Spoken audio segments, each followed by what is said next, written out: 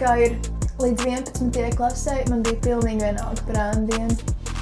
Līdz 11. klasē es ēnoju mammu, tēti, jo tā vienkārši bija vieglāk dabūt parakstu skolai. Bet tad es izlēmu, ka būšu politiķe un studēšu politikas zinātni. Tāpēc pieteicos ēnot labklājības ministru.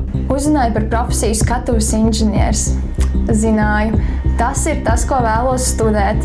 Dzīvošu teātrī, būvēšu skatuvi, fonā skanēs aktieru balsis.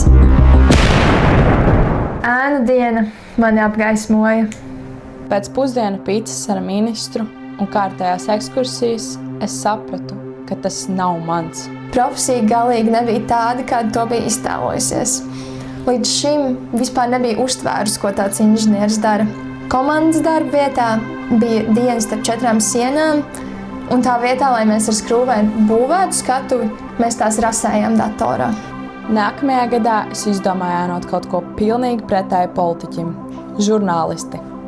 Bija šausmīgi agras rīta ziņas, nenormāli stresaina un gara filmēšana, vēlas vakara ziņas badā. Bija viss. Bet tas man tā patika! Tā diena nebija mākslīgi izveidota skaista, bet tik reāla. Tieši tad mēs sapratām, mēs neaizgājām studēt to, ko domājām sākumā. Ēnu diena nav domāta, lai apstiprinātu tavu sapni.